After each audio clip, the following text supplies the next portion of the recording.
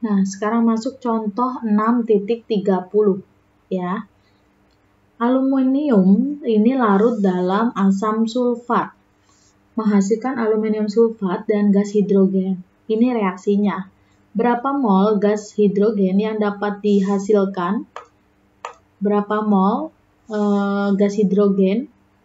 Ini ditanyanya ini jika digunakan 0,5 mol aluminium. Nah, ceritanya di sini 0,5 gitu kan. Nah, kalau ada misalkan nanti ada reaksi seperti ini ya. Kalau ada reaksi ini nanti kalian harus lihat, cek lagi, disetarakan, kiri kanan harus setara. Jumlah atom kiri kanan harus sama. Nah, kalau sudah sama baru kalian bisa masuk ke proses selanjutnya. Nah, kalau dilihat dari yang contoh ini misalkan nih Al, di kiri 2, di kanan 2. Berarti kan dia sudah setara ya. Nah, reaksi ini sudah setara. Berarti kita bisa lanjut ke proses selanjutnya. Nah, berapa mol gas hidrogen yang dapat dihasilkan jika digunakan 0,5 mol aluminium? Nah, nanti kalau misalkan di soal ini ada satu zat saja yang diketahui molnya. Nah, dalam hal ini kan yang diketahui molnya itu cuma si Al aja, 0,5 mol. Berarti yang ditanya itu berapa sih mol H2? Nah, ini hanya kalian gunakan perbandingan koefisien. Ya, jadi kalian bisa pakai perbandingan koefisien. Rumusnya, kalau jumlah mol zat yang ditanya itu yang ditanya kan H2. Berarti mol zat yang ditanya siapa? Hidrogen kan? Berarti kita masukkan sini deh. Ini rumusnya, jumlah mol zat yang ditanya itu sama dengan koefisien zat ditanya per koefisien zat yang diketahui dikali jumlah mol zat yang diketahui. Nah, biar lebih jelas kita masuk ke sini ya. Mol zat yang ditanya berarti molnya siapa? Molnya H2 kan yang ditanya. Koefisien zat yang ditanya. Nah, kalian lihat koefisien zat yang ditanya ini adalah yang ditanya kan H2. Ya, berarti ini 3 ya.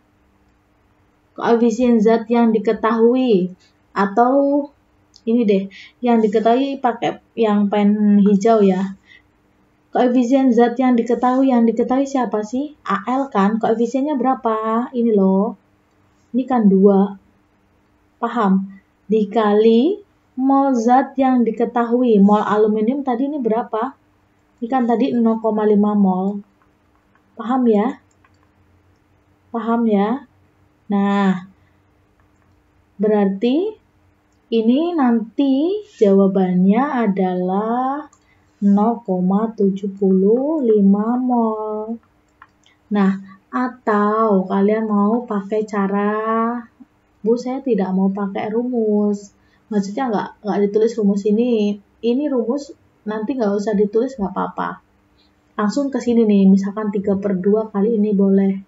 Atau misalkan gini nih, mol Al, sorry sebentar ya. Mol Al ini kan 0,5 mol. Koefisiennya berapa? Koefisiennya 2 ya. Atau Ibu tulis di sini nih. Al plus 3H2SO4 menjadi ini Al2 SO4 Al2 plus 3H2.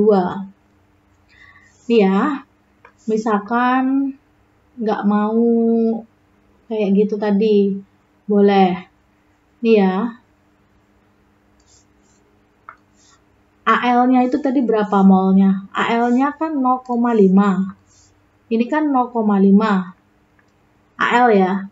Al-nya 0,5. Yang ditanyakan H2 itu berapa? Ini 0,5 ini untuk koefisien 2.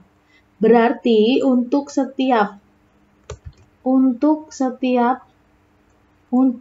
koefisien 1. Ini kalau 2 itu 0,5. Ya, kalau 2 ini itu 0,5. Berapa kalau setiap satunya? Berarti 0,5 per 2. Paham ya maksudnya? Berarti di sini 0,5 per 2. Itu artinya adalah 0,25. Nah, untuk setiap satunya ini 0,25. Koefisien 1 itu 0,25. Berarti berapa untuk koefisien 3? Berarti di sini 3 dikali 0,25. Hasilnya 0,75. Ya sama, hasilnya pasti sama ya. Kalian mau pakai cara yang mana? Sebetulnya ya sama aja ya. Dibagi dengan si koefisiennya ini, nanti dikali lagi sama dia. Nah, tinggal kalian mau pilih cara yang mana yang menurut kalian paling mudah. Ya, ini untuk contoh 6.30.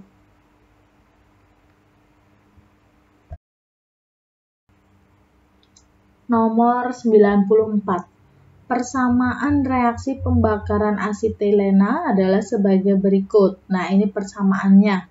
Untuk membakar 3 mol gas asetilena, tentukan mol oksigen yang diperlukan dan mol karbon dioksida yang dihasilkan. Ya, jadi pertanyaannya di sini ada 2 ya. Tentukan mol oksigen yang diperlukan itu berapa dan mol karbon dioksida. Nah, ini misalkan jawab pakai ini ya, bisa ya. Dicek lagi, setarakan kiri kanan. Reaksi ini sudah setara. C di kiri ada berapa tuh? 4 ya, di kanan juga 4. Dan seterusnya dicek lagi. H-nya kan berarti 4, di kanan 4, O-nya 10, 8 tambah 2, 10 gitu ya. Sudah setara.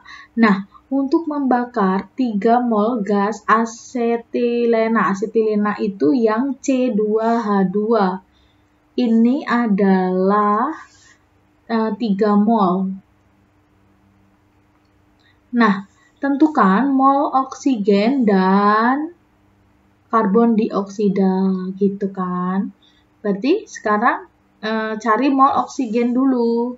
Ya, ini kan pertanyaannya 2. Mol yang ditanya, misalkan yang mol oksigen ya. Mol oksigen koefisien ditanya. Koefisien ditanya berarti yang ditanya berapa nih?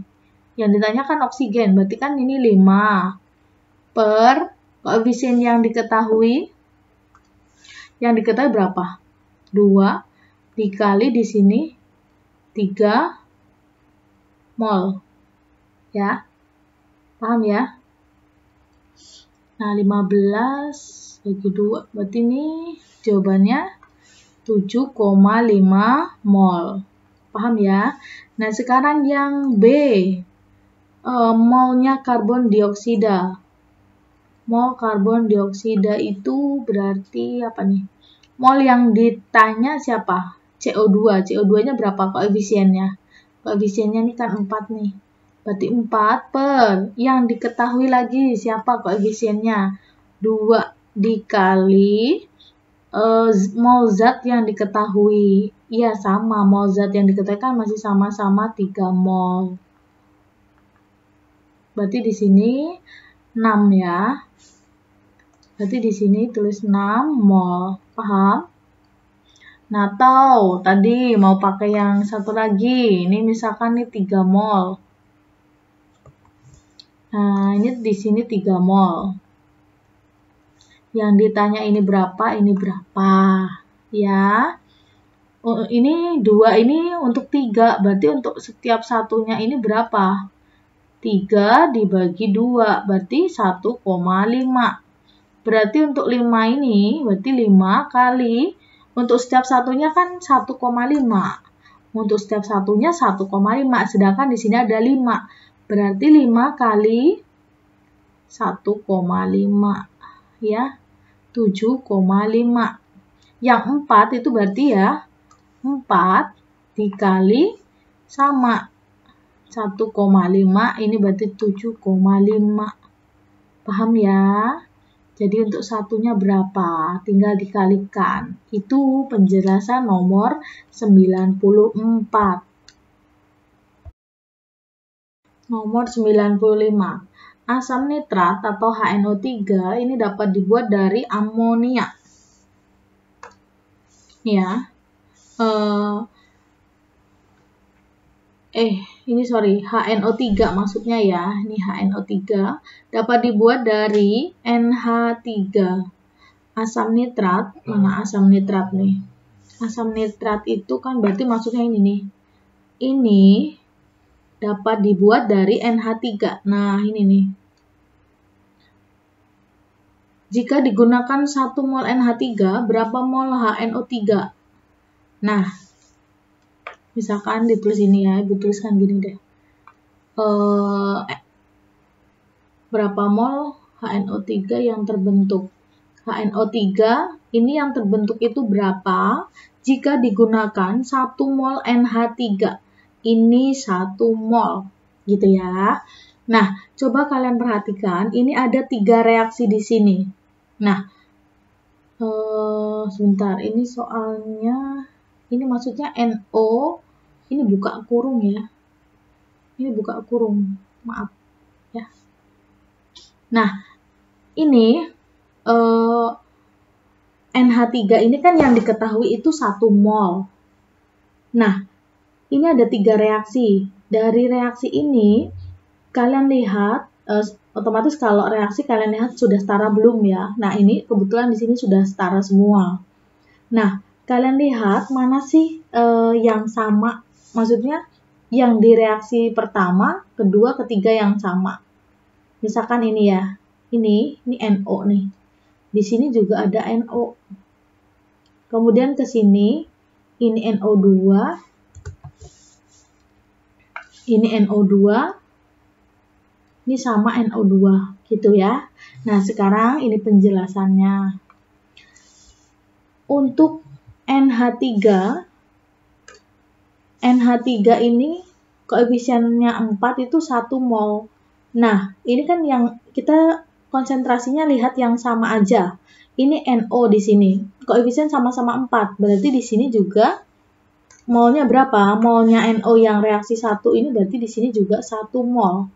Paham ya? Ini 1. Nah, kalau NO di reaksi pertama itu 1 mol, berarti NO di sini juga akan sama dengan 1 mol. Ya. Ya, sama-sama NO berarti di sini juga 1 mol, paham? Nah, kalau sudah ini koefisien 2 NO. NO2 juga koefisien 2. Berarti di sini juga 1 mol. Paham ya? Nah, NO2 ini 1. Berarti ke sini NO ini juga ini juga 1 mol. Paham ya? NO2 kan ini sama nih. Di reaksi 2, reaksi 3 NO2. Walaupun koefisiennya beda, ini tetap dia dianggap sama karena reaksinya ini sama. Nah, kalau koefisien 3 ini 1, berapa koefisien 2? Ya, tinggal kalian tulis 2/3 kali 1. Gitu ya. Ini kan rumusnya ya kayak yang tadi loh, penjelasan yang tadi. 0, ini jawabannya 0,66 mol ya. Paham ya? Ini kan koefisien yang ditanya berapa per yang diketahui dikali mol yang diketahui. Nah, ini penjelasan nomor 95.